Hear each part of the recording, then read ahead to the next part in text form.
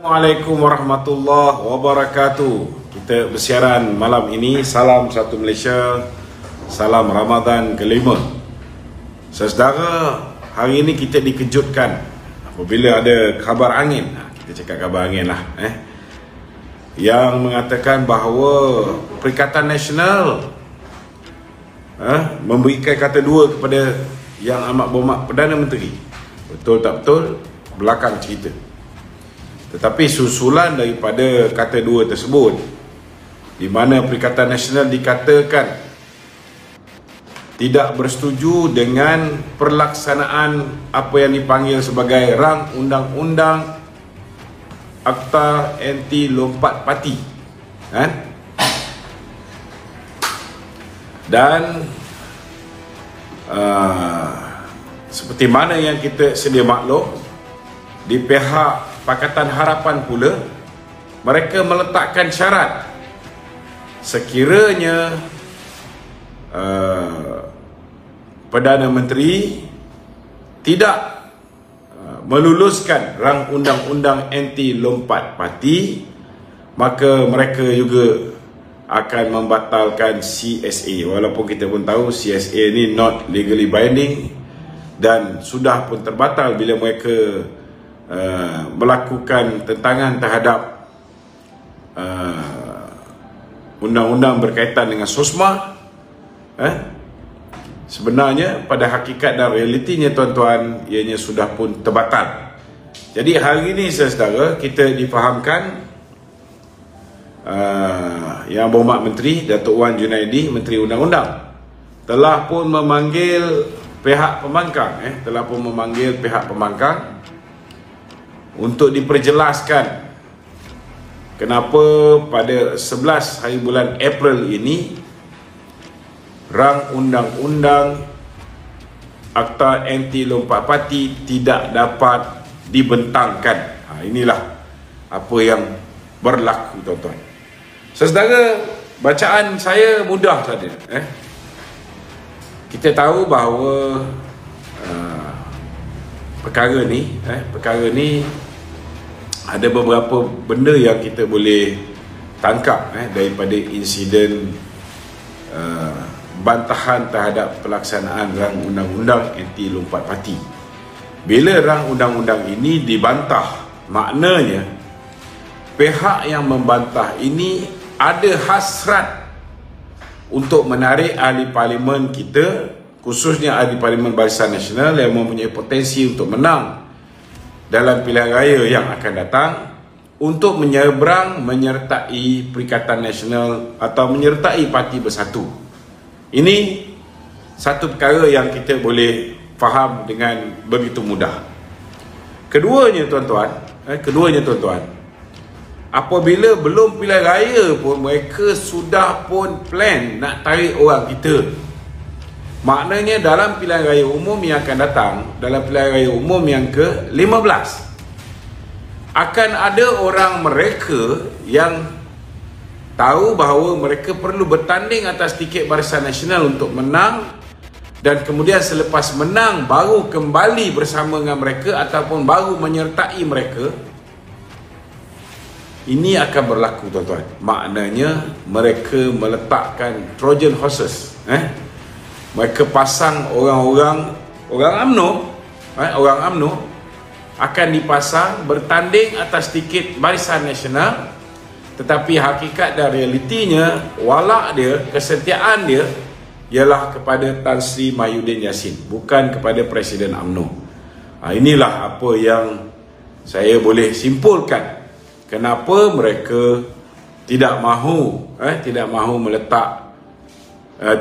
meluluskan ataupun membentangkan rang undang-undang anti lompat parti ini. Ini satu benda yang bagi saya sangat bahaya. Ianya merupakan satu ancaman yang kita tak boleh pandang enteng.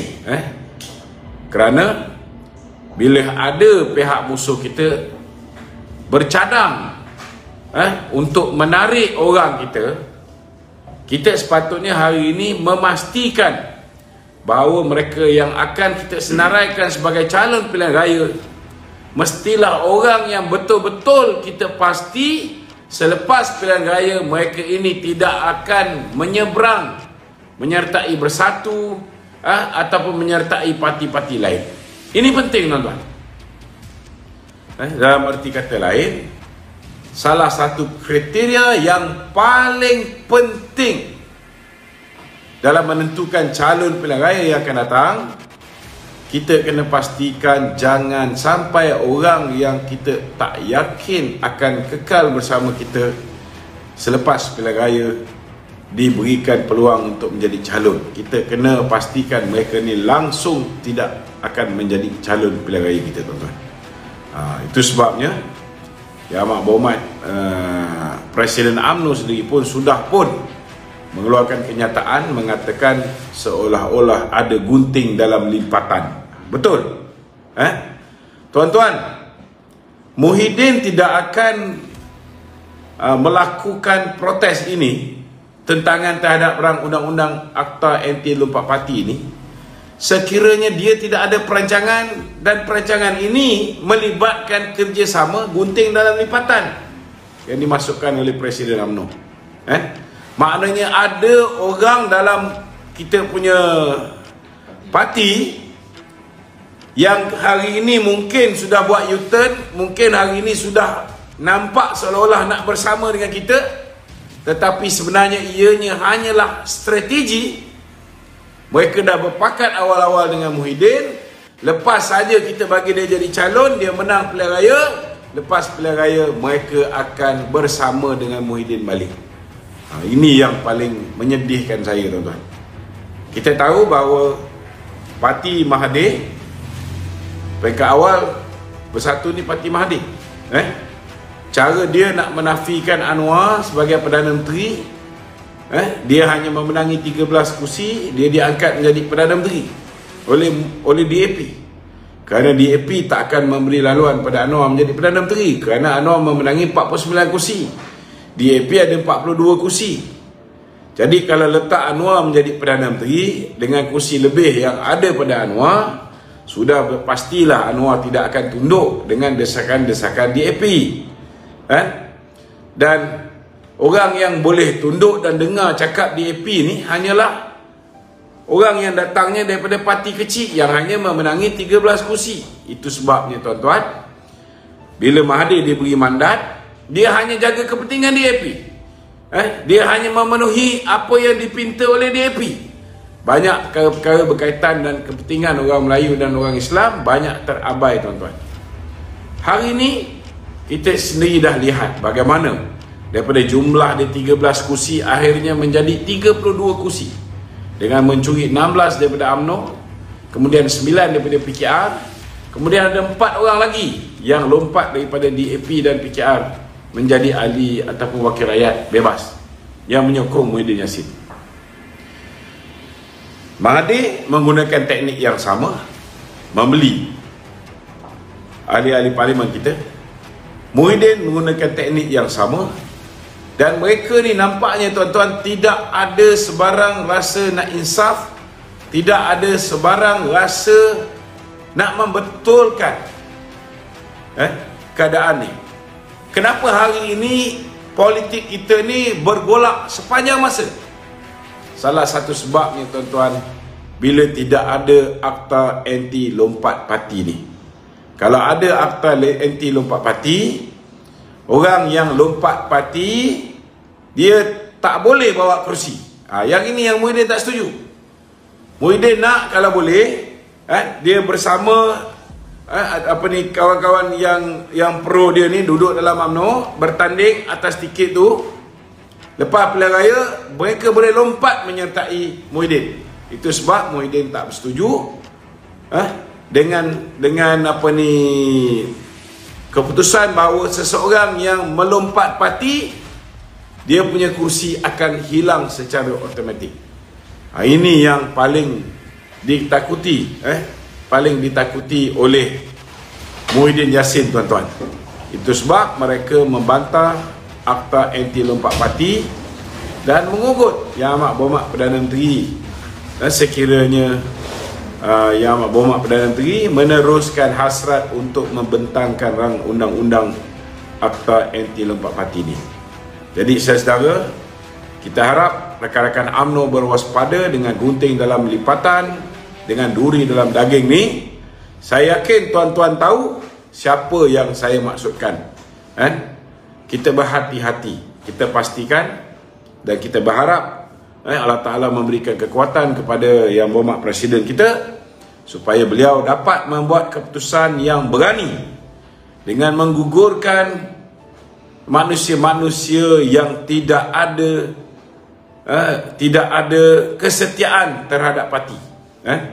Kalau masih lagi mereka dicalonkan, tuan-tuan, saya khawatir saudara, kalaulah kita menang setakat 120 kursi, mereka tarik 10 orang, kita dah bungkus. Tarik 8 pun kita dah lingkup dah, tuan-tuan. Ini amat-amat bahaya. Jadi siapa pun jadi kerajaan, saudara, selagi tidak ada akta anti lompat parti. Kalau kita tengok pilihan raya yang lepas, mereka ada 126 ke 29 ahli parlimen, tetapi kerana nak mengelakkan daripada menyerahkan kerusi Perdana Menteri kepada Anwar Ibrahim, mereka telah melompat daripada Pakatan Harapan, membentuk kerajaan bersama dengan rakan-rakan UMNO dan PAS, membentuk kerajaan tanpa melalui proses demokrasi. Kita tak boleh membenarkan perkara seperti ini berlaku lagi, tuan-tuan. Jadi kita kena betulkan. Cara nak betulkan, pilihan raya akan datang, kita berikan mandat sepenuhnya kepada Barisan Nasional, dan bila Barisan Nasional menang dengan mandat lebih 2/3, tuan-tuan, dia nak buat macam mana pun, saudara, takkan ada pemimpin-pemimpin daripada Barisan Nasional yang akan ikut jejak langkah mereka dan lompat parti untuk menyertai mereka. Mereka tahu, saudara, dengan duit yang mereka ada, solusi yang paling mudah untuk Muhyiddin, gunakan duit itu untuk membeli wakil rakyat kita. Kalau duit itu digunakan seperti mana di Melaka, digunakan untuk belanja pilihan raya, seperti mana di Johor, dilempahkan sampah sarap dengan poster-poster dengan perbelanjaan yang luar biasa mewahnya, ianya tidak boleh menjamin kemenangan. Tak boleh menjamin kemenangan kepada Perikatan Nasional. Tetapi dengan duit yang berjaya dikumpulkan oleh Muhyiddin sepanjang tempoh darurat, duit ini, tuan-tuan, yang dia penuhi dengan meluluskan direct nego project. Saudara, duit ini boleh digunakan untuk membeli wakil rakyat selepas pilihan raya.